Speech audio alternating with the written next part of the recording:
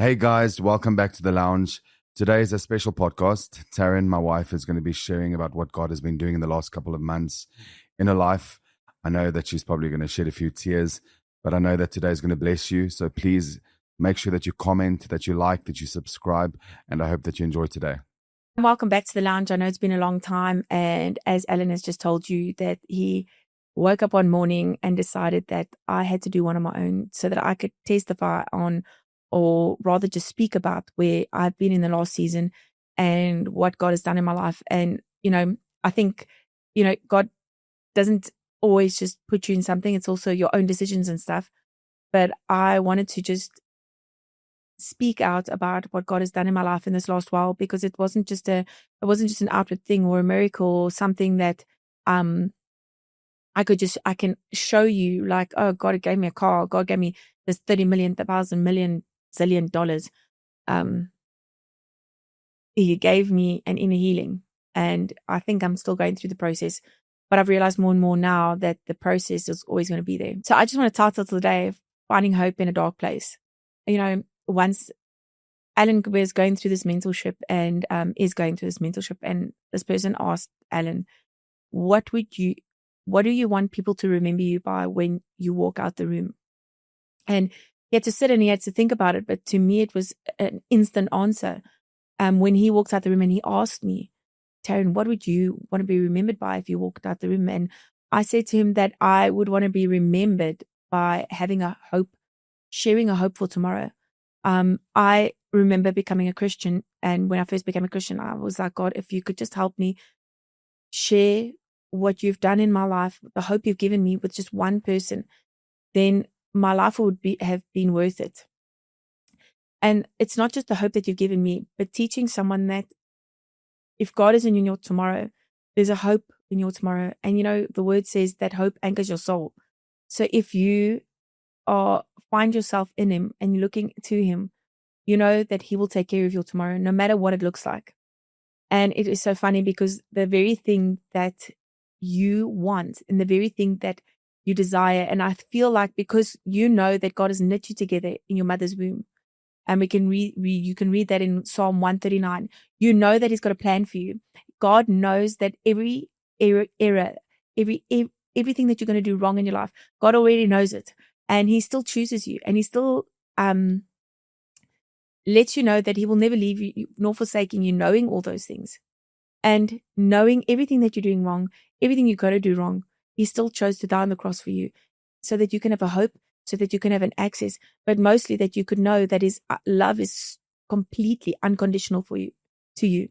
It is also a love that will never leave nor forsake you. But, in this last while, as I titled this thing, is that I found myself in a dark place where I had to take a look at what's inside of me and relook at the things that God has done in my life.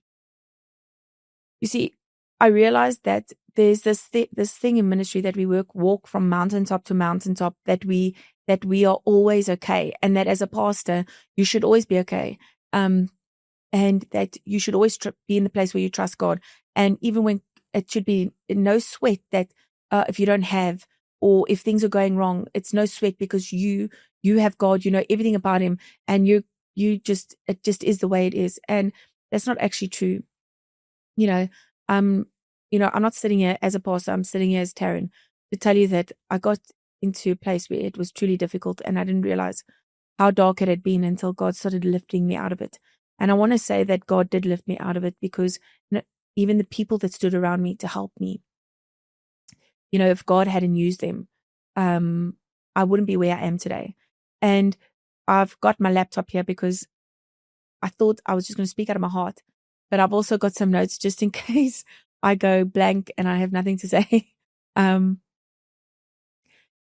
It's in this time where things had gone wrong. It's not to pinpoint a person or a situation, but it was all at once. And it honestly felt like I was drowning, but I was busy drowning with trying to keep my head above water so that it wouldn't look like hope is lost to other people. But inside of my heart, even to my husband, even to my children, although obviously because they love me and they know me, they knew that I was at a place where I'm not my normal self, because I am someone that I can look past things and I'll put a smile on my face. And even when I'm feeling hurt, it'll take me a few minutes. I can just put a smile on my face and essentially put a mask on to smile so that others can be okay.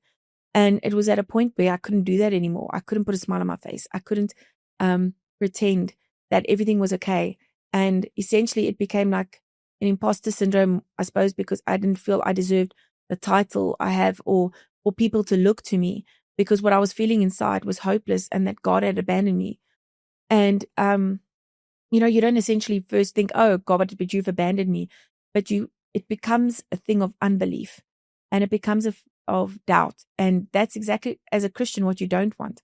But you logically know that God is there, and you can logic it out by knowing the word. But you get to a point where you almost isolate yourself. And we know that isolation is just a playground for the enemy to help, almost to disillusion you to not believing the image of Christ that he's created you to be. And, I've listened to a few videos and reels on social media. And one was by, I can't remember his name, but it's like Kerry Washington or something like that. It's a young guy. He's so sold out for Jesus. And he was talking about the image God has made you to be, or your calling, and how the enemy just makes you question that. And it was just so relevant to the time, because he spoke about how when Eve was like blue copy, it was like God, Adam, Eve, and I hope it's not just funny in the way I'm saying it, but that you see what I'm saying. Like she was like in the blueprint of God. And yet the first thing that the enemy did was make her question her identity by saying, if you eat this fruit, you will be like God. But she was already in God's image. And so she questioned and thought that she would be better by eating this fruit. And I think that sometimes we all forget that thing is that's the enemy's strategy, is to just distract you from the exact image God has made for you. And I found myself in that place. And essentially now I'm so glad that God did take me to that place and maybe allow it, because it's taught me that, a lot of us Christians strive, and mentorship, discipleship, that's all very important. And, we imitate those that imitate Christ. But I also believe that God has made you to be you. He knit you in your mother's womb because he needed something from you in your way to touch other people. It's never for ourselves. It's always for those around you. And so, it was about 2 years ago, God had already said to me that there was going to come a time of distraction. And at the time, and people are like, how does God tell you? In prayer, I was in deep, deep prayer for a very long time at that time. And I just didn't know what God meant at the time, what distraction meant. And now suddenly I do realize what God was meaning, because it was like the enemy was distracting every person from who they are and believing that they should be in another box. No, you'll be better if you fit in this box. You'll be better. I would have been so much better if I can just be like this person. If I can just, and there's nothing wrong with striving to be a better person. There's nothing wrong with striving to learn from someone. But there is a problem when you change who you are and who Christ has meant, God has meant you to be, to portray and be something for someone else. And I think that's where, the joy and the peace goes missing, and the distraction comes in, because distraction isn't this. It's just this. It's just making you question who you are, who God made you to be. Maybe I'm not meant to be this. Maybe I'm not good enough. Maybe I was wrong. And, as time goes, you grow further and further away, then the image and how God created you to be. And I know that a lot of people think like, if we all made in God's image, how can we all be the same? And, when I first was Christian, I thought like God showed me a disco ball, that his light shines on that disco ball, but it all reflects in all different places in the room and differently. And some shines a rainbow, some shines directly in people's eyes. And that's how it's meant to be, is we all the same light, but we all need to be used differently. And it's so important. And, I've just been in one of the darkest places I've ever been in my life. And I didn't realize that it was as dark as it should be, as it had been, until God started lifting me out. And it was at a place where I didn't know where to turn or where to go, because sometimes when you're that dark, when I say dark, it doesn't mean I turned to evil things but I got to a place where it was almost a place of unbelief, because I had stopped the very thing that I felt I was called for, and that's a hope for tomorrow. Is I without realizing, lost hope. And the problem with that is, it wasn't that I believed God had let me go or any of those things, but I had lost sight of how God loves me, the unconditional love God had for me. And something happened where it triggered all the feelings I had end of last year. And because I just couldn't understand, like, if God knew my heart, why was it portrayed in such an evil way? Because it wasn't true. And I realized that a lot of things came to the surface that I needed to deal with. And I just didn't know where to turn and what to do. But I'm going to get emotional. But the minute I walked away, God had reminded me of a scripture that we see in every magnet, and all the Tannies have that on there. I mean, I probably have a shirt with it on too. You can just call me Tanny from now on. Just a joke. It's Jeremiah 29 verse 11. And that's what's so powerful, is that Jeremiah 29:11 says, because I was just like, God, if this is happening and I'm portrayed a certain way, but you know my heart, is this what you think of me? And that's what I struggled with the most, because I care more about what God thinks of me than other people. And God started reminding me of scriptures. And the main one that turned my life around again, like, that's why the word is alive. And it's for today, it's for tomorrow, and it will always be there for you. And no matter what you're going through, God can use his word. I was sitting under a teaching at our church yesterday, and, they say you get more light. You become a light to others by getting more light in you. And I sent my husband, Allan, a message joking around saying, it's so funny how we want more light. We want to be the light of the world, and we proclaim we're the light of the world. But, Jesus is the word. And yet we battle and struggle to believe the word, read the word, and just be a part of the word. But yet we want part of Jesus and the experience of God. But we can't even make time for him in the word. We can't even make time for Jesus. And yet we want to be that light. But there's no light in us, because we're not the very thing in essence who he is, we're not willing to do. And as Christians, we long for an experience with him. We long for a miracle. We long for that moment with God. And we long to spend eternity with him. But yet we cannot make time for him right here, right now. And it became a joke, but I sat there and I was like, ouch. But I realized that the light that God wanted me to share with people is reminding him, we get taught so many times that you've got to remind yourself of the promises. And, you can't be so empty and empty yourself out for others all the time without looking after yourself and your well-being. And I've got this whole thing planned out, and as I get here, as I said, I've got the gift of the gab, I suppose. And I'm just speaking, and it's obviously messing all, like, because I was going to wing it, come here and wing it. And then I just put all my stuff into ChatGPT to just give me something to say. And yet, here I am. I thought I was going to come here and just wing it. I just put stuff together in the car so that I could come here. And if I run blank, then I can just look down and have something to say. So I just want to share today about how, God will use every season for you to find hope so that you can share it with someone else. But also that he can remind you on how much he loves you and how he's still a good, good father.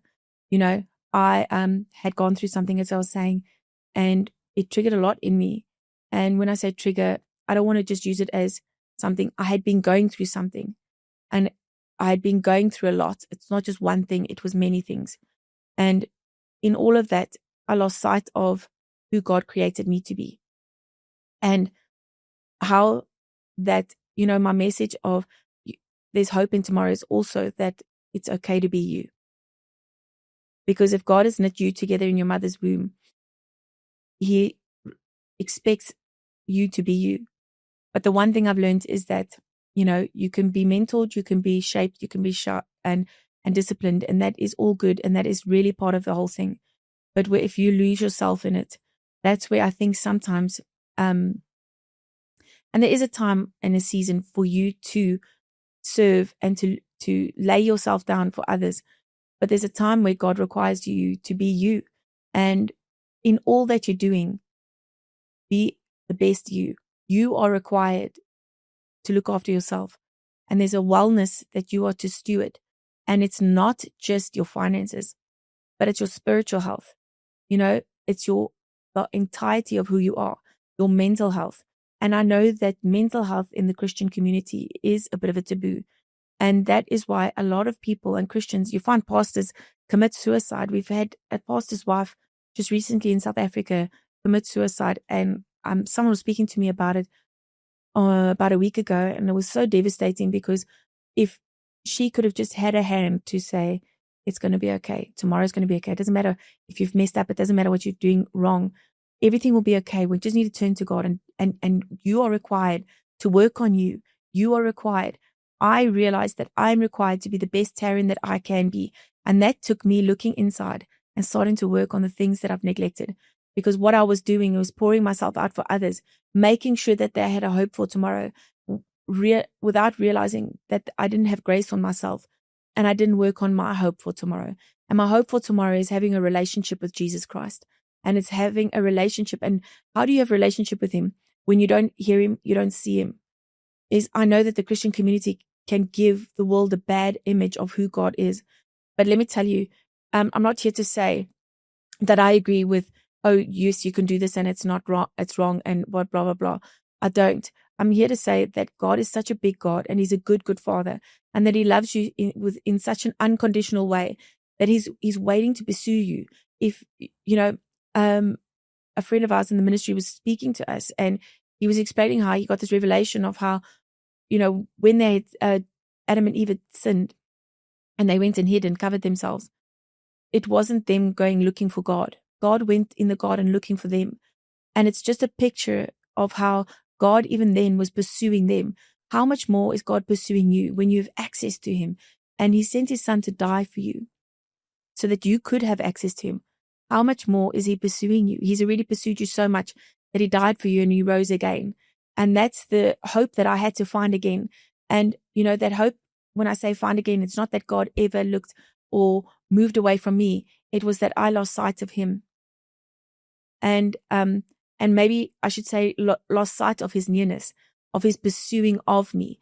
And that Taryn is good enough because he still loves me unconditionally. He never left me. He didn't forsake me.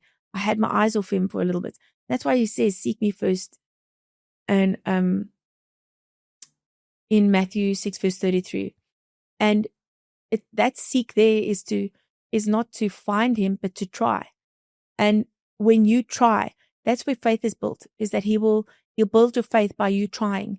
And suddenly you find, okay, I'm one step further. And that builds your faith. But you can't do it without him, because one thing I've learned is that you can't do anything without him. You see, in the moments that I had gone into this dark place,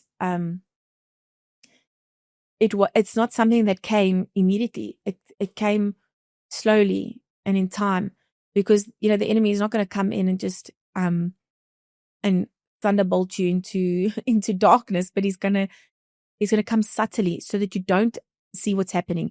It's going to be that so that I'm probably showing you that before in the podcast, but I want to share it with you again, because it comes in these little subtle ways, and eventually busying myself with other people and filling their lives. And with when I read the Bible, it was to find something for someone else.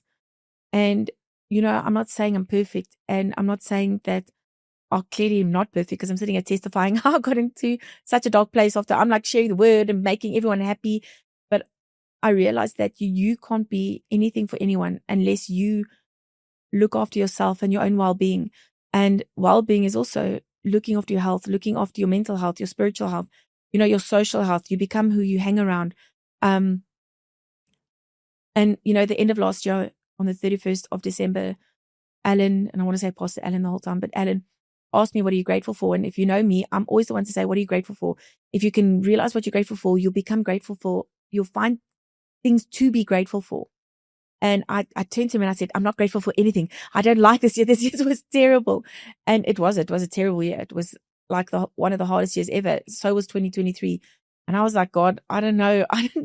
There was one time I was standing in my cupboard and I was holding the word up and I'm like, God, you say you never leave me, forsake me, but I feel very forsaken right now. Like, where are you? And obviously that's not the way. I mean, I'm sure everyone's going to crucify me for saying it like that, but it was true. I felt like I was wrestling with a God, with his truth. And it's so funny. He didn't strike me with thunderbolts and lightning. He didn't come and discipline me, but he came and he showed me a love and a grace. And I know I'm so emotional, but I'm truly grateful for what God had shown me in those moments, because as a father, it's not like he didn't show me that I wasn't wrong, but he loved me into a place where I was okay again, and I had a hope for tomorrow again. And it wasn't because he left me, it was because it's like God showed me that my eyes just need to be set on him again. And we have the privilege of having men of God around us and women of God around us that can show us the way. But remember that your eyes need to be set on God. And every time, even if it's me, whoever it may be, you test everything they say.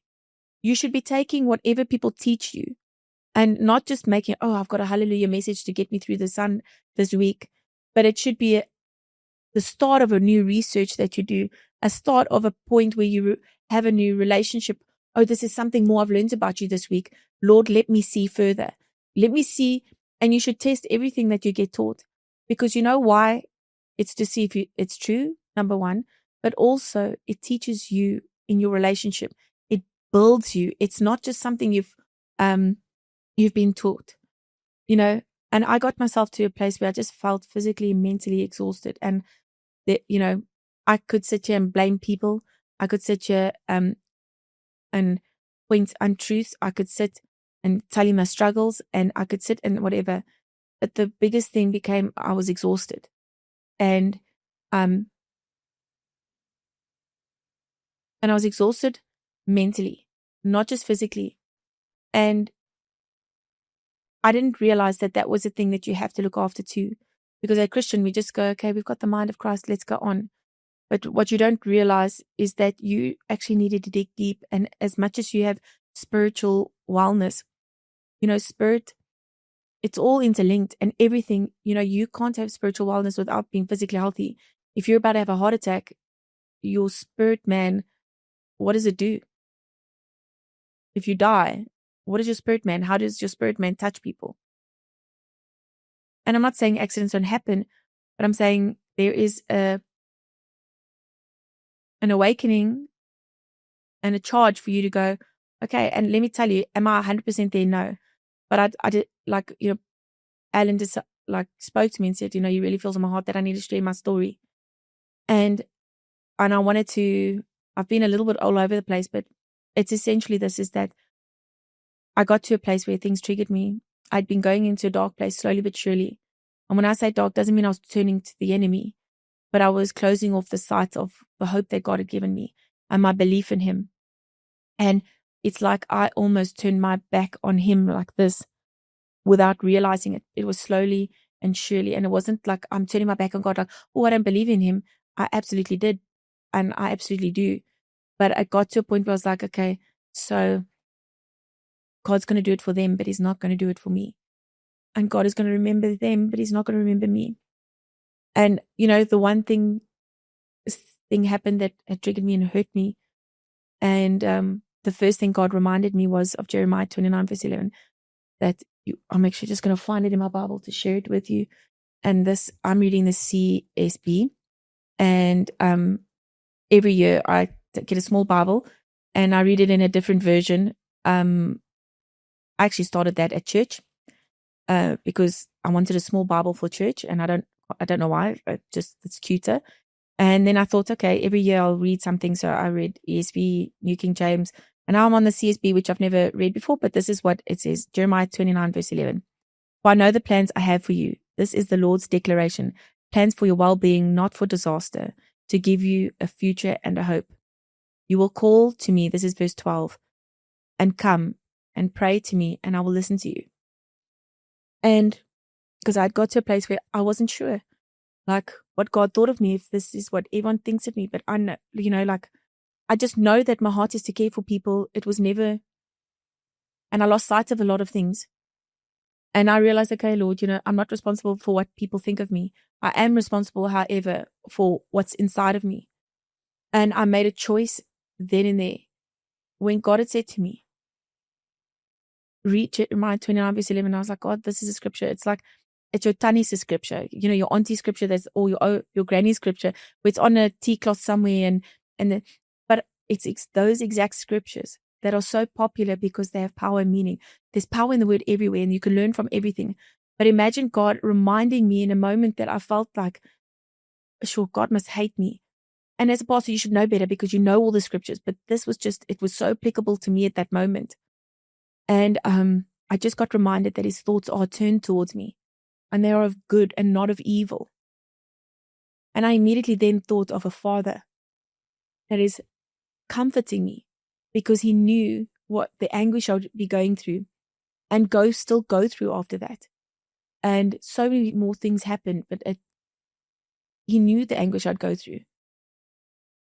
And perhaps he had me in mind, not just me, everybody, to remind me that his thoughts are turned towards me and they're of good and not of evil. And it blew me away that God would remind me that his thoughts for me, not against me, that he knew everything about me and he knitted me together in my mother's womb to be me. And he chose me still. And he's still chosen me.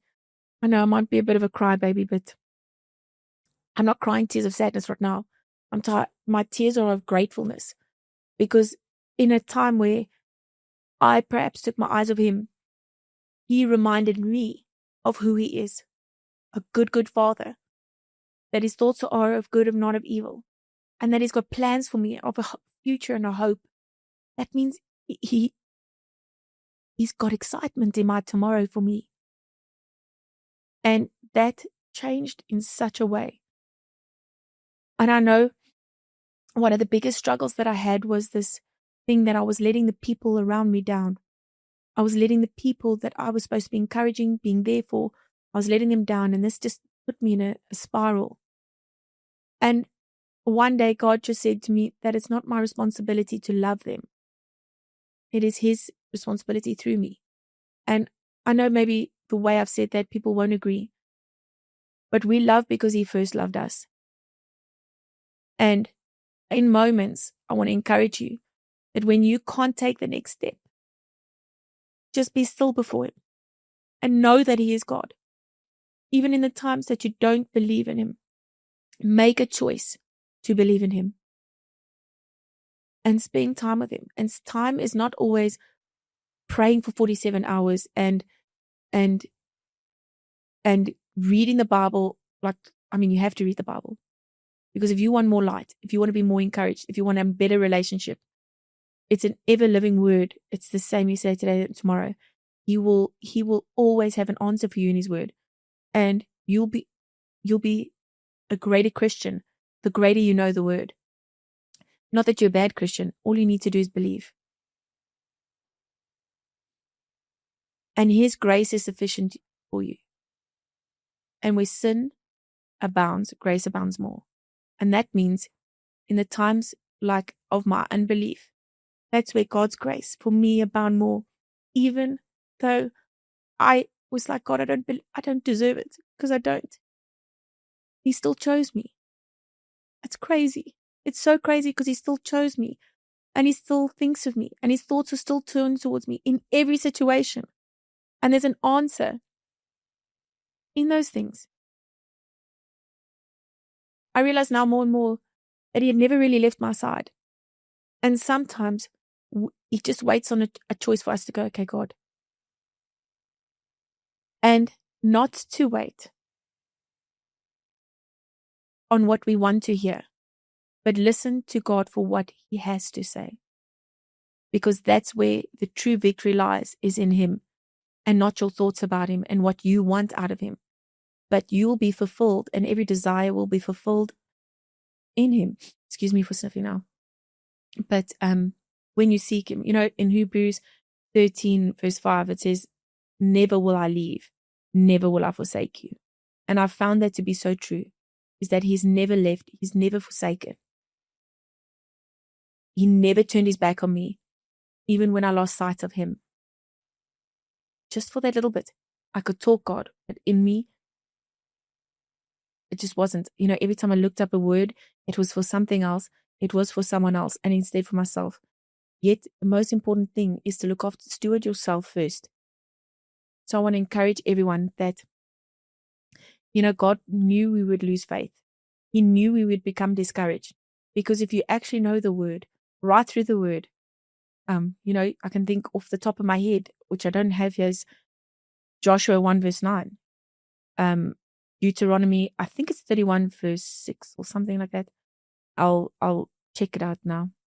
Also says, don't be discouraged and dismayed. I, the Lord God, will go ahead of you. Okay, now I sound like I don't know the word, but the truth is that right through the word, God encourages us not to be discouraged. Don't be dismayed. I'll go ahead of you and prepare the way for you. And then He says His thoughts are turned towards you for your future and a hope. So He's telling you in the future, I'll go ahead of you and I'll prepare the way for you. You're going to get discouraged sometimes. You're going to feel let down. You're going to feel. But don't worry, I'm reminding you that I'll never leave nor forsake you. There's nothing that can separate me from my love for you. Nothing. Nothing you do can separate. You do not have to come to God better than you are now. Just come to Him now. And if you don't know how to pray, be still before Him. Just read the word back to Him. If you don't, and you can just talk to Him. You can journal. You can sing. I mean, I don't sing well. I love singing to Him in the shower, in my bedroom, by myself. So I don't harm the ears that are those around me. No, it's actually a joke. God says that you're fearfully and wonderfully made. He doesn't make mistakes. So that means that you are fearfully and wonderfully made with all your mistakes, because He wants to use you as you. There's no mistake in who you are. And yes, life shapes and shifts us into who we are. But when you can make a decision to use what life has given you and what has happened to you and become a better person and share the testimony of Christ, because, I can sit here and I can testify, oh, I've gone through this, oh, I've gone through abuse. Yes, I have. Oh, I've gone through rape. Yes, I have. Oh, I've gone through being cheated on. Yes, I have. Oh, I've gone through being thrown across the room by a man of God. Yes, I have. And no, it wasn't my husband. None of these things were Allan. That's why we can celebrate a 15-year anniversary, and I can be so grateful for him, because in the moment, you don't see it. But in the moment I sat and I thought about it, and I thought, for the first time, Lord, I realized that I'm not alone. And it's not like I'm trying to say, oh, but God, I'm saying all these things that God has not left you nor forsaken you. It's like I knew these logically, but it's like it's like the coin didn't drop. And sometimes you not being alone is Him using people around you to encourage you. And I've had people around me encouraging me. And I'm so grateful, because that's why we're an army of God. We're the army of God, is because we stand next to each other. And you could call this my moment of sin, I suppose, because I got to a place of unbelief and doubt. And I want to encourage those that feel unbelief and doubt that God is not there. I want to encourage you to just be still before Him and allow Him to show you His thoughts that He thinks about you, because He loves you with an unconditional love. There's no conditions to His love for you. His grace is sufficient for you. And I promise you, in this season that I've gone through, I've learned more and more what grace is that despite of me, He loves me. Despite of what's in me and what was in my heart, He chose me. What's despite of me is that He would send people to encourage me. And it didn't take someone telling me Jeremiah 29 verse 11. It was something that was already in my heart. And he reignited my passion and my heart, and he reignited something in me. But it didn't come and I was ablaze, and the next day I was okay. I'm still going through a process. And I realized more and more that forgiveness is such a powerful tool. And forgiveness is not just to release the person, but forgiveness is to clear yourself out of a dirt that is in your heart. Because what forgiveness does is it makes you a victim. Unforgiveness does is make you a victim. What forgiveness does is make you a victor. And it makes you successful. And success and victory comes from trying. It doesn't come from sitting and doing nothing. But trying isn't always looking like I'm stepping out in faith to create this $1 billion company and you're successful in that. And you can take it back to your faith in God. That is 100% true and amazing. But sometimes it's stepping out to go, God, I'm lost right now. And I'm sorry. And it's a dark place for me. But I believe in you. I believe in who you've made me to be. I believe that you know what you're doing. But I don't have the words to say. So what I would do when I didn't have the words to say was I would put worship on and just be still. I'd read the word, and if I couldn't just read, if I felt like I couldn't read a lot, which you can, but there were times that I just felt so down, I would just read one verse a day. And sometimes I just would read Jeremiah 29 verse 11 over and over again. But you know what's so amazing is that even in Romans 8 verse 28, it says how he'll work everything out for the better good for those who love him and are called according to his purpose. When you accept him into your heart, you're called to his purpose. And he's going to work everything out for the better good. It means that every situation that you put yourself in, that you go through, that happens to you, God has got a plan in it for a future and a hope, and he's going to work it out because he's got a plan for the future and hope. You know, just reminding myself of God's word and the scriptures that he has reminded me of it. It started lifting this weight off my shoulders, and suddenly I found a light again because, you know, he's the way, the truth, and the life. And when you have no way, it's because you lack word. You know, Psalm 119 verse 105 talks about the lamp unto my feet and the light unto my path.